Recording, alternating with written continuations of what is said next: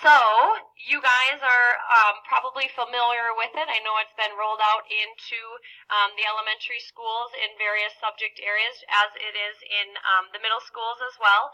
Next year, we will have all of our core classes in Empower, and Power is a learning platform. It is not how our classes are run. It's not all based on Empower. It's not kids sitting in front of their Chromebooks independently working. It is a learning platform. It's a way for us to kind of push out assignments to students. So instead of Google Classroom or I know the Schoology, those kind of things, we are using Empower now to kind of push out the assignments to kids in an electronic version. That's where they'll learn the due dates, what the requirements are for them within the assignment, or what the level of learning is for any learning target. Like I said, it's a communication platform. I do a ton of feedback through Empower to tell my students where they're at in their learning and how can they improve on their learning. What are the things that they can do to enhance their learning? What things were they struggling with? And it's a way for parents to also see that feedback as well. So as a parent, you can then see the feedback from the teachers, what the students, where they're at in their learning. And then I also can see where all of my other students are at in their other subject areas. So I can help them in, suggesting to my advisees, you know what, you're struggling in math right now. How about we work on, let's get you into a WIN session working with your math teacher to see if we can help you out with that. So it's a great communication tool for it. So kind of going back to Endeavor and Discover, one of those things that was mentioned was that self-pacing, and I teach all Endeavor. Anita teaches Discover, but we're still using the same playlists in Empower because it's such a nice way for us to plug in these activities. And a lot of times, we're doing it in class, but we'll put it in Empower so kids can go back to it later. Maybe they're studying for an assessment, or they want extra practice. Maybe they finish up a little early, or they want to extend. So Empower allows us to give so many different resources for kids. So we're not digging through piles of papers or go look at this or go look at that. Empower really allows us to set up our units or our learning targets so that we have a lot of different resources available to all of our learners. So that kind of goes along with the one-stop shop for all resources. We have kids who are, working from a day-to-day basis on a certain thing. Like I said, they might finish up and we'll say, okay, and oftentimes we'll just put on a projector, circle, these are your options. This will help you move towards the next level. It also helps us clarify learning goals. So you'll hear power standards and learning targets all the time because that's what drives our teaching. That's what drives our learning. And what Empower does is really connects those things back to everything we're doing in class. So if you see a formative, like a check-in or a quiz, or a summative, that final step to show their learning, we're actually connecting the learning targets. Kids are using that language when they talk. We're no longer really talking like, oh, I've got 10 points out of 12. That's kind of foreign to us at this point anymore. We're really talking about learning targets, and that Empower really supports that. As Anita said too, it's a really great way for us to give feedback to kids. We do it all the time verbally in class too, but this is a nice way for us to, if let's say I'm grading a summative, I might put something in Power. You as families at home can see that as well. So it's a really good tool for us to get kids what they need, and for you to kind of see what's going on in class too. All right, there was a question is there a final due date for Discover, and how do you make sure that they don't fall behind? Yes, there's a final due date for Discover, end of 6th grade.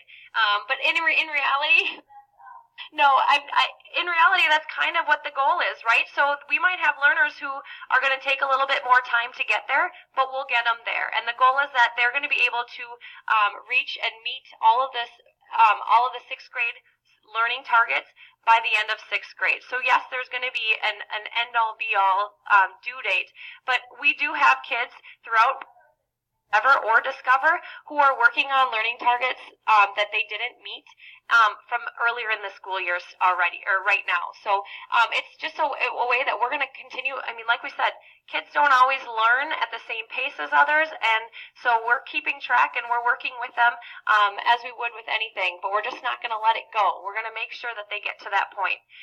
As far as how do we make sure that they don't fall behind in Discover, we're constantly checking their progress. We're conferencing with them one-on-one. We're those that we see that are struggling with their own prioritizing, we're helping them create some type of plan. At the beginning of the school year, we start off in Discover. There's a whole training unit of how to be successful in Discover. And so we're going to help them along the way. It's going to be a learning process. They might stumble every now and then, but we're going to be there to pick them back up. And so we're going to help them. We're going to help them prioritize. We're going to help them develop a to-do list and those kind of things. What strategy do they need to use to be able to keep track of what they want to work on? Great resource for us along the way, and she's been able to meet one-on-one with kids to help them prioritize as they need it. So there's lots of different things that we do for kids to help them to pick up the pace or to get back on track or to be successful within 6th grade.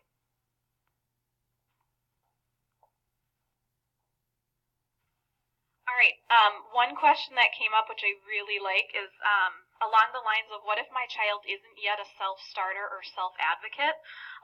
There's plenty of students that are that way, and they're that way even when they leave in 8th grade.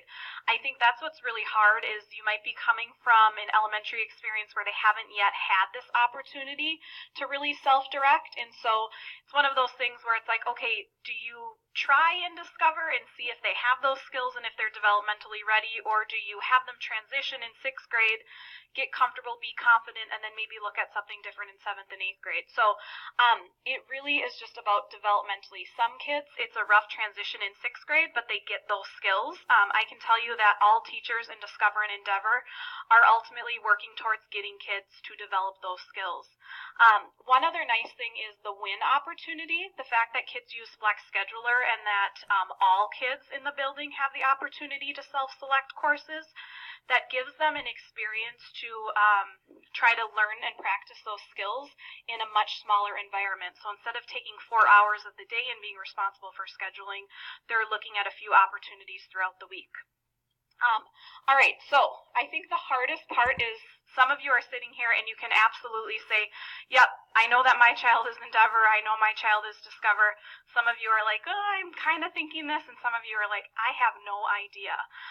So one really great opportunity, and I know that it's been sent out a few times, we have next Monday and Tuesday, we have an opportunity that we call See Us Live, and it's a 90-minute session for parents to come in and join us. And basically what it allows you to do is it allows you to see the Discover morning meeting in action. It allows you to get into Discover sessions, and it allows you to see Endeavor classes in action. So it really, really helps parents kind of put an idea to all this different stuff that we're talking about. We'll have teachers that will answer questions, and then we'll go over a lot of different things that parents kind of are wondering more specifically. So if you're interested, it's Monday and Tuesday next week at 10:15. There is the link that's been sent out. I also put the link up there. Otherwise, afterwards, if you want to sign up, you can just jot your name on the table with a staff member. There's only 20 spots, so if we fill up both of them, we will look at adding another. But just a good opportunity to kind of see everything that we're talking about. Oops, there you go. All right, the next thing is, how in the world do we find the right fit for all learners? So here's kind of our process. Tomorrow, you will be getting a message through Infinite Campus, and it will include the presentation, a link to the presentation, and it will include information about our learner profile. Our learner profile is a tool that all incoming 6th grade families are asked to fill out. So East, West, Pioneer, we ask every single family to fill it out. It's about 8 questions, and it basically asks you to answer a few questions about your child. How do you see them at home? What do you know about them through their elementary schooling experience? And we ask that parents do that by March 9th. So in terms of the learner profile, it's just a Google form. super, super simple. I suggest that if you involve your child in this, a lot of times it's really hard to know exactly how they are at school, so you might want to sit side by side and have your child help fill this out. Some people prefer just to do it themselves, totally up to you. But what we will do after that, the other thing, the last question on there is basically, what are you thinking right now? So if you're like, yep, definitely Endeavor, definitely Discover, leaning towards Endeavor, leaning towards Discover, unsure, you just basically pick that. So there are families that come to us and they're like, yep, we know exactly what we want to do. You can put that on the form, okay? The second thing that we will do is we will review elementary school data and information. So we still look at MAP scores, we still look at MCAs. The difference being with placement years ago is that we used to only look at those scores, and that is what put kids into a program. Okay, we all know that those test scores, that's one piece of data and information, but depending on the day, kids can have a really great day or they can have not such a great day. So we don't want to do placement in programs or models based on one piece of information. Then the other thing is that in mid-June, hopefully we're on schedule, we will be sending out a recommendation letter to all families. On that letter, it will say, we believe that your child is the best fit for Discover Endeavor. Again, it's our recommendation from all the information that we've collected, okay? You as families have the option then, by June 29th, to either go with that recommendation, or if you don't agree with that recommendation or you want to change something, you can contact us.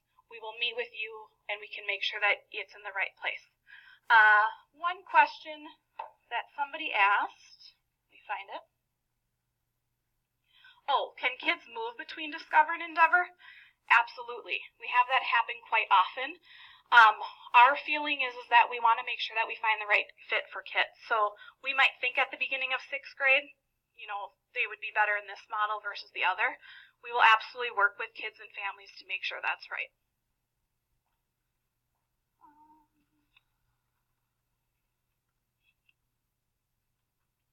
All right. I think that is everything. Okay.